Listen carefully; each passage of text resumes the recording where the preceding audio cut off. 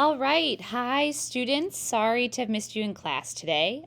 Here is a little bit about what you need to tackle today.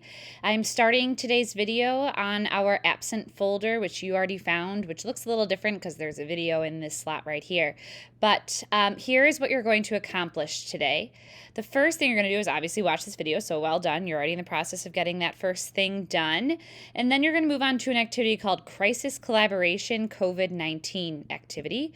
It is posted below, it's right here, as an assignment, and I'm going to walk you through it today. Now, if you do not see the assignment in the absent folder, it's because it hasn't been assigned to you as an absent student. Please email me and let me know. I'm going to assign it to everybody who appears on the absent list tomorrow morning. But again, if you don't see it, just email me and I can assign it to you. The reason for that is because my students in class are going to be doing it on paper. They're going to be separating the jobs, which I'll show you in a second here. They're going to be using the actual papers to sort them out, and yours is a virtual version. So they're really just different structures. So again, email me if you don't see it.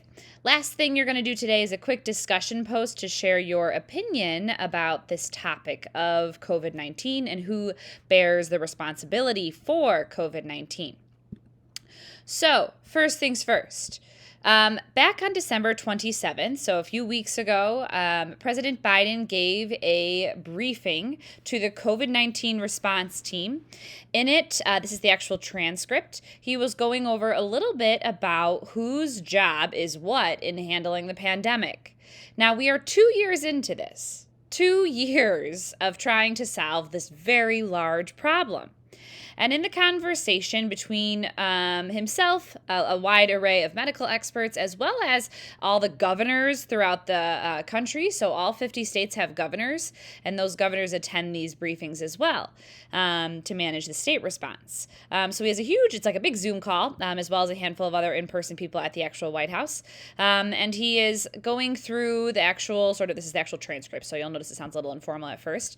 He's going through the processes, and then Governor Hutchinson, who is a Republican governor from Arkansas, gives a quick update on how things are going. So I'm going to read you a little introduction to sort of let you know sort of where we're headed today. He says, thank you, Jeff, who's one of the people in the meeting. And I also want to thank all of the White House team for being such a great support to the governors. He gives a special kudos to even President Biden. And then down here, this is where things get interesting. As we face Omicron, the governors and your administration, meaning Biden's administration, must be working together more closely than ever. I particularly appreciate your comments about increasing the supply chain on rapid COVID tests. This has become a real challenge for the governors. And your task force has been responsive and has kept us informed every step of the way. Again, he's really praising President Biden, and even though they're from different parties, he's giving him accolades for all the work he's done. However, he really sort of shifts gears here. I'd like to give you a glimpse of Arkansas today, which is his state. First, hospitalizations are down by half from where they were this time last year, and this was back in December 27th, so I don't think this is still true today. He says, but our Omicron case count and the demand for testing has increased. In Arkansas, we have a Test to Stay school program that's a pilot in 50 schools, and we want to expand that. And right now, we have sufficient tests to be able to do that. But we also, as governors, are getting pressure to do more. And the need is great to do more in terms of rapid tests and availability of it. This sounds very similar to the conversation right now with all of us dealing with this. And so one word of concern or encouragement for your team is that as you look towards federal solutions that will help alleviate the challenge, make sure that we do not let federal solutions stand in the way of state solutions. And in this excerpt right here, I'm going to go back a little bit. He says, as you look towards federal solutions, so solutions from D.C., from the federal government, including Congress, the president, and the Supreme Court, right? He wants the federal government's help, but he also is saying we do not let federal solutions stand in the way of state solutions. In other words, states have a better chance of addressing the problems in their states regarding COVID than the federal government does. And that's a fair argument, right? If they're closer to the actual problem, if they are actually near to the people in the community that need help, they can respond. And so he goes on to explain that he needs more rapid tests and he needs the federal government to really help with supply chain issues, which if you haven't paid attention to the news, you may have heard about supply chain issues.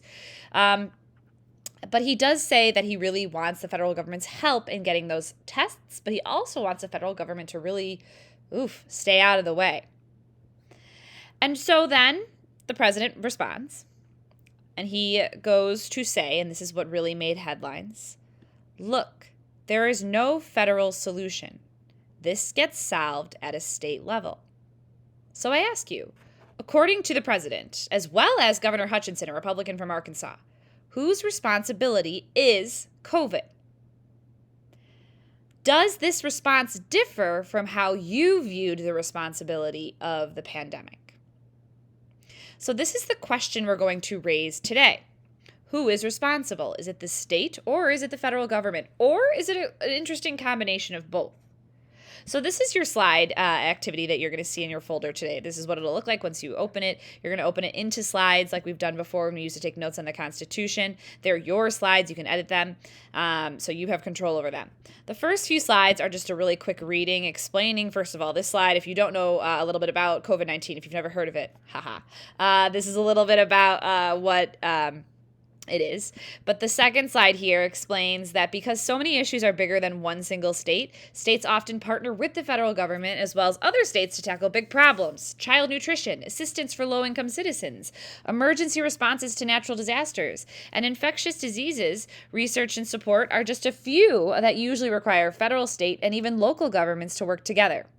In many cases, the federal government may provide money and guidance, while state and local governments provide additional money as well as the, quote, boots on the ground to carry out the program. State governments also partner with local governments as well as individuals, businesses, and groups known as stakeholders who have an interest in or are affected by the particular actions a state may take. So that's generally how it works. Federal at the top, state, local, and then you also hear from what are called stakeholders. This includes businesses and corporations that may be impacted by the situation or who may be interested in helping. So here's your task. To address COVID-19, states are working with the federal government as well as with local governments within the states. In this activity, you'll piece together real-life coronavirus response activities taken from the actual state response plans. So on the next slide, you will see 20 boxes that each have an action being taken to respond to the coronavirus pandemic. The 3 slides after that have the group that is in charge of responding to the pandemic. So step 1, you're going to click on an action box on slide 6, which actually slide's 5 for us. You're going to copy that box and then paste it into the slide with the agency name. And so I'll show you those in just a second. And you're going to do this for all of the action boxes. Remember, sometimes an action is shared responsibility by both the state and the federal governments. Those are concurrent powers.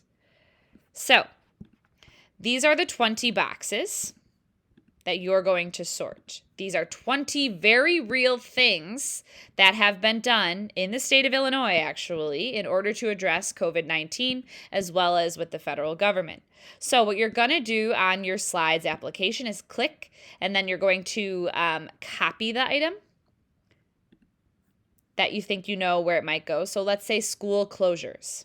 Decides when a school should no longer be physically open and how to continue education if possible during a closure. The question is that a state power, a concurrent power, or a federal power? If you remember from our federalism activity, education is managed by the states. So this belongs to state powers. So you're going to organize this box onto this slide. By the end, you'll have 20 boxes accounted for. Some of these, again, are overlaps, so those would go in the concurrent section, meaning they're shared by both the federal and the state government. When you're done sorting them, doing your best to sort them, you're going to make sure you go back to Schoology to click that button, Submit Assignment, because it's a Google slide presentation, so you need to click Submit Assignment. And then the last thing you're going to do is a very quick discussion. The discussion is not in the absent folder. It's actually in today's daily folder. And the discussion is called COVID Response, Where Do You Stand? Do you think that the federal government should take more responsibility when it comes to the pandemic? Why or why not?